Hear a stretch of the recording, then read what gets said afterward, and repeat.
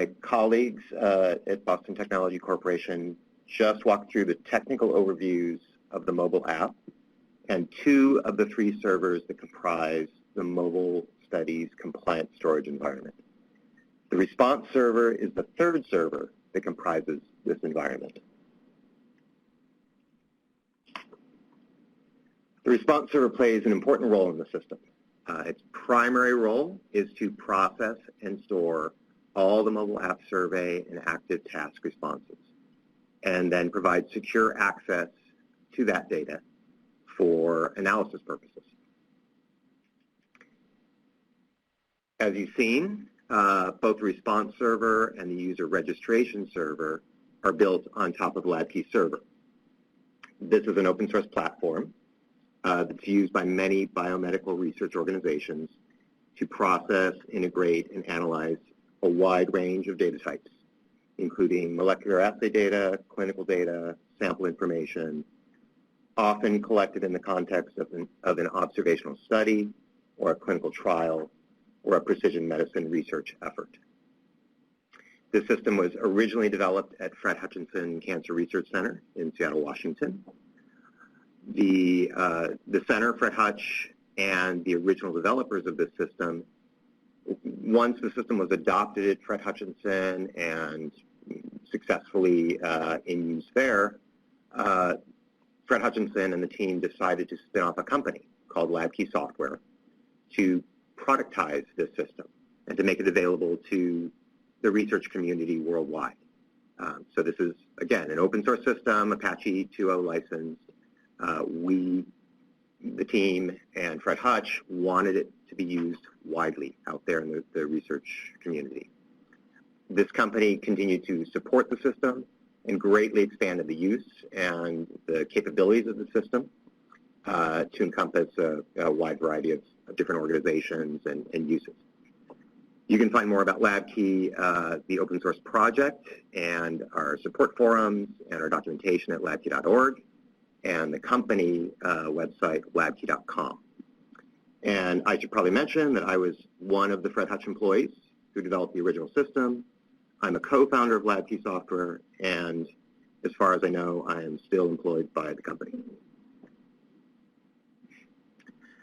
So the response server architecture, very similar to what Ranjani was just talking about.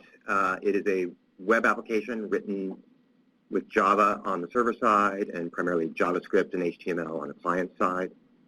It runs on top of OpenJDK, Apache Tomcat, PostgreSQL relational database backend, and we choose to deploy on Ubuntu Linux, so completely open source stack, open source software running on an open source stack, although you're free to deploy it on Windows if that's your preference, or a different variant of Linux if that's what you prefer. In this case, for this particular system, we have greatly scaled down LabKey server. We don't need for this system the ability to handle flow cytometry data or interact with mass spectrometers or freezer management systems or some of the other capabilities of the system. In this case, we're using LabKey server as a platform that provides some key, core, and important services like security, administration, compliance, reporting, querying, data analysis, and storage. In addition to these core functions, we have written a custom module, custom LabKey module, that we call the Mobile App Study module, for obvious reasons. So this module contains all of the response server functions and APIs that I'll be talking about in this presentation.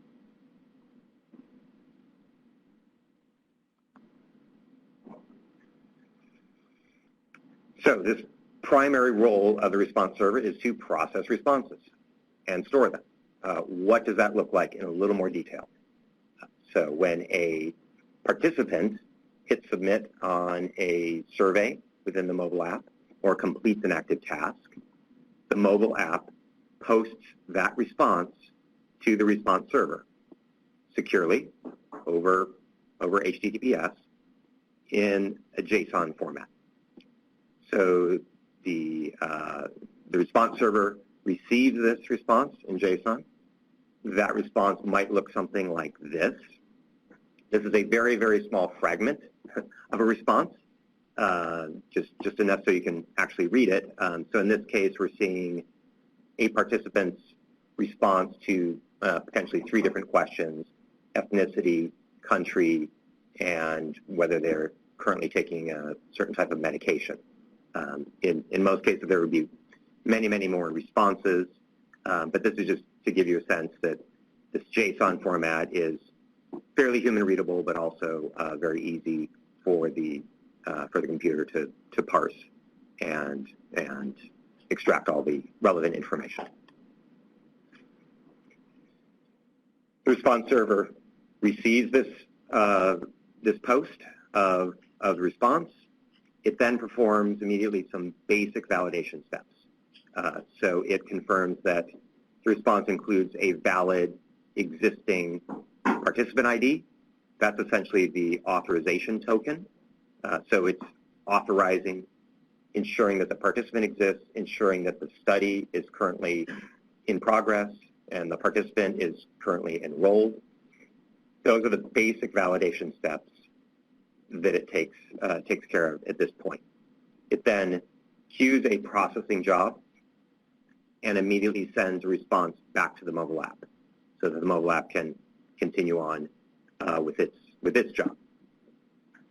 Once that queue, probably a second or 2 later, this job will go through the queue and a background thread picks it up and proceeds with parsing that JSON format, so extracting all of the individual values from all the questions and all of the survey that was just responded to.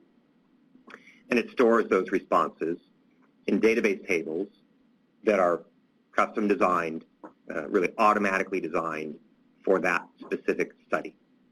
So I want to emphasize, as we said a few times, so I want to emphasize again, all data, all the responses are partitioned by study and restricted to authorized users. Only those users who are allowed to see that particular study's data.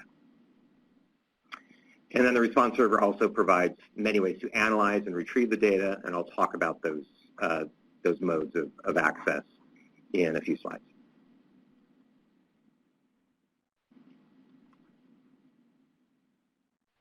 So everything I've said so far, we can summarize graphically with this, what should be now a very familiar slide.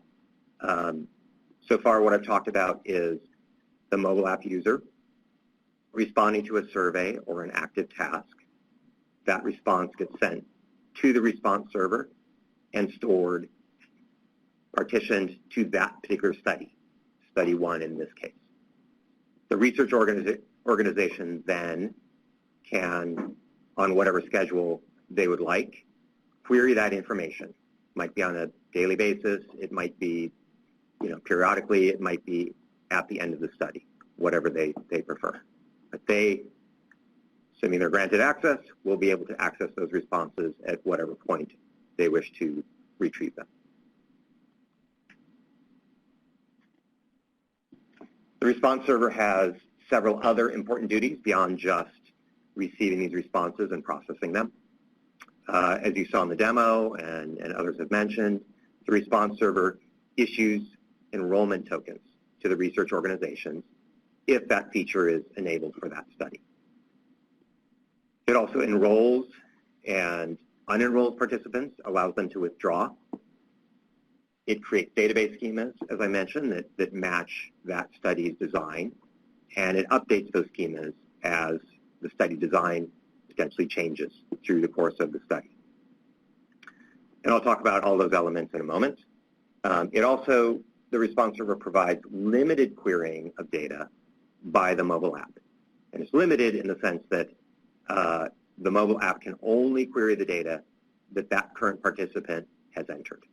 So if a participant, for instance, enters information on a weekly basis over the course of a study, and the study design wishes to display a graph of that information, the mobile app can query the response server for those responses over time and generate that graph.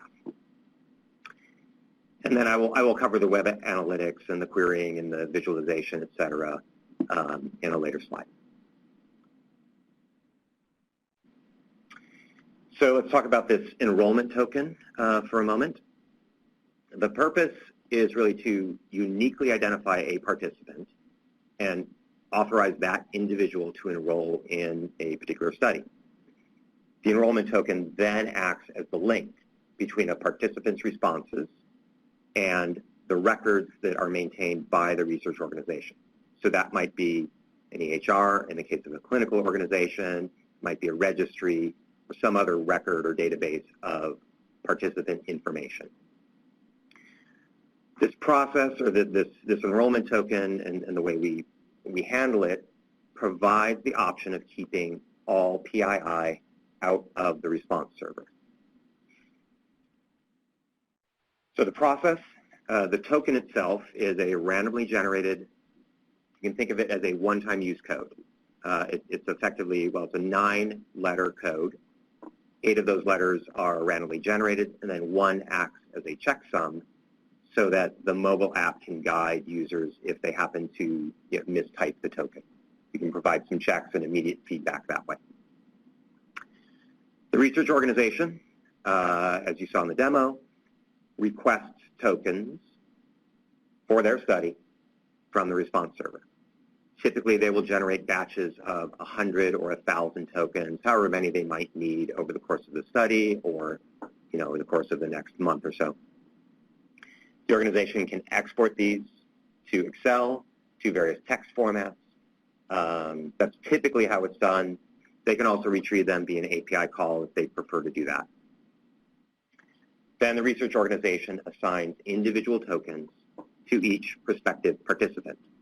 And very importantly, stores those tokens with the participant records, because no one else knows what token belongs to which participant. The organization then sends invitations to those participants, perhaps through email, through letter, or perhaps face-to-face contact. Basically, they distribute the enrollment tokens and invite participants to join the study. If a participant decides to do that, they enroll in the study, as you saw, via the mobile app. The participant enters an enrollment token into the mobile app UI. At that point, the mobile app calls the response server to validate the token, and effectively it exchanges that token for a secure participant ID that's used for all subsequent authorization. So that enrollment token is no longer usable by anyone. It is invalid going forward. That participant ID is used for every single response that the mobile app sends for that participant. And it's used for instance, querying that data to get back that participant's information if needed. So later on, the research organization retrieves response data from the response server and joins it to their participant records via that enrollment token.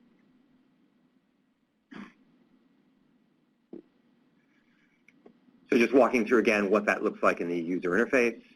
You can see here in the upper left-hand corner, this is my study called Mobile App Test Study, very creative. You can see the grid in the upper left showing previous batches of tokens, enrollment tokens that I have generated. So I've generated 4 batches of varying sizes, and I just clicked on the New Batch button on that grid, and this pop-up is allowing me to generate my 5th batch of tokens. And I'm about to generate 1,000 tokens here. I can choose a different amount, or I can specify in that other option any number that I wish. Once generated, I can choose to export in various Excel formats like you see here. If I click that text tab up above, you can see I can choose various text formats, tab-separated values, comma-separated values, other separators, quoting methods, whatever format works for the research organization, they can export in that format. And as I mentioned, they could also use an API to retrieve these these tokens if desired. So now we see a little more complete picture. We're ungraying a few more components here. So looking at the same thing graphically, the research organization interacts with the response server to generate enrollment tokens. The research organization sends those enrollment tokens individually to prospective participants who then enroll. And then as you can see there, all of the responses associated with that participant are linked to the enrollment token within the response server. So that when the research organization queries that data, they can then join to their EHR or their registry via the enrollment token to join the response information with patient or participant data that they hold.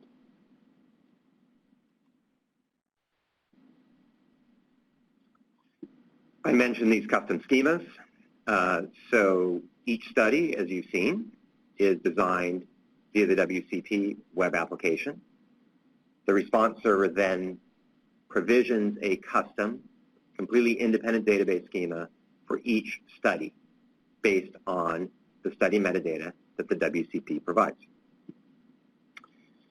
Any update to the study design triggers the response server to update the corresponding schema.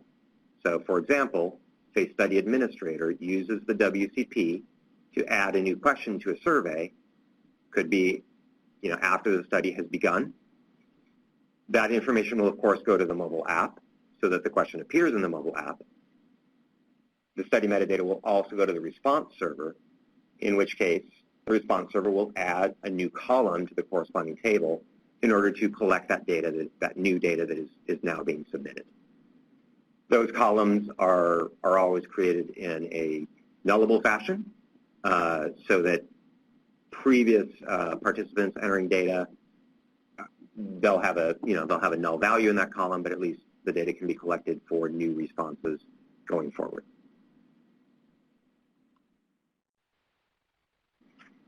So now kind of completing my picture here, we've got a coordinating center or a study administrator interacting with the WCP to add new questions or change questions. That survey metadata then travels to the response server, which updates the database schema, and it travels to the mobile app to update the user interface within the mobile app. And then the corresponding responses that are sent include that new data element, and the response server can then store it.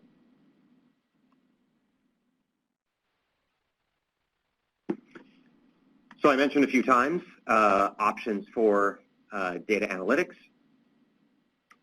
You can see, as I mentioned in the Q&A session, there is a community edition of LabKey Server, which provides many, many different options for retrieving, exporting, interacting with, visualizing, reporting on, and retrieving all of the responses.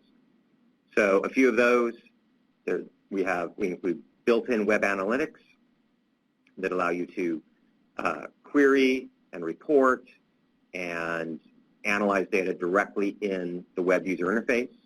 You can create visualizations within that user interface if you wish. You can, as we saw with the enrollment tokens, export responses in a variety of different formats, Excel, text formats.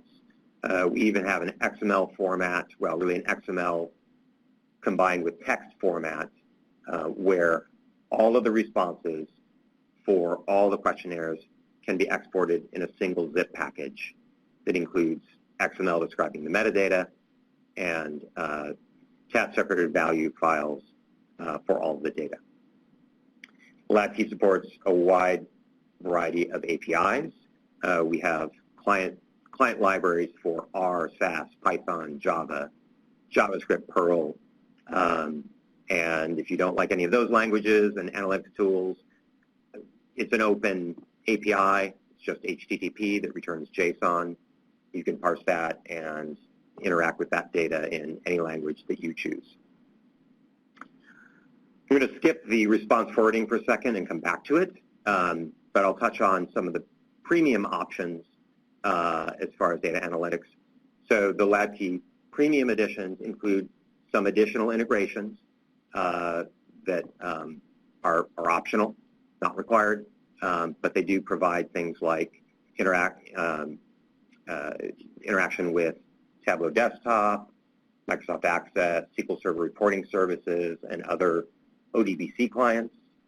Likewise, Spotfire and various analytic tools that use JDBC to connect and retrieve data. We have direct integrations with RStudio and RServe. We can run R in a sandbox manner, wide variety of ways to analyze the data.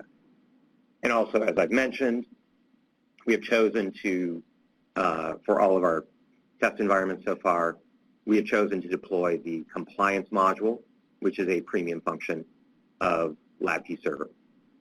That helps us with adhering to HIPAA, FSMA, Part 11 controls, although it's not required to run a compliance system.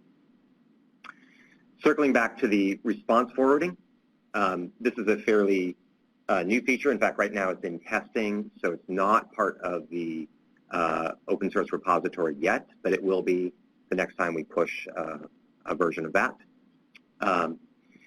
This provides the ability for a study administrator to choose to forward responses from the response server to a system of their choosing. So if configured with an endpoint URL and credentials, the response server will do the standard processing.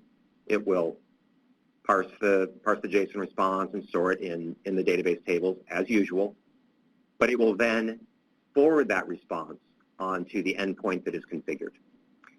This is a feature that was requested by one of the research organizations that we're currently working with, currently planning to use the system. They wanted to see the responses in near real time. So this gives them the ability to receive those responses, store them, use them as notifications. They can use that data and analyze that data in a near real-time way. So that's an example of how the system is actually still in development. We're enhancing it, we're improving it based on the needs of the research community. So that's a good example of that. Important to say that all of these modes of access to the data are subject to access controls of the current user. So everything requires credentials, and you must be authorized within the given study that you're trying to query, regardless of how you try to access this data.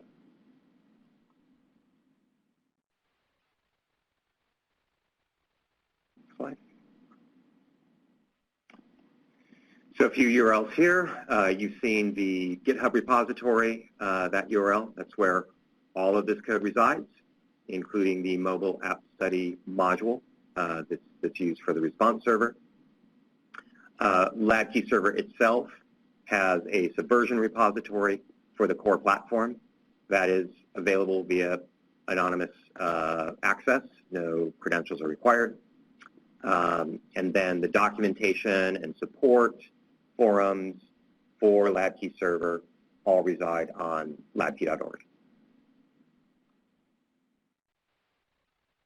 And with that, we will take a short break to assemble your questions.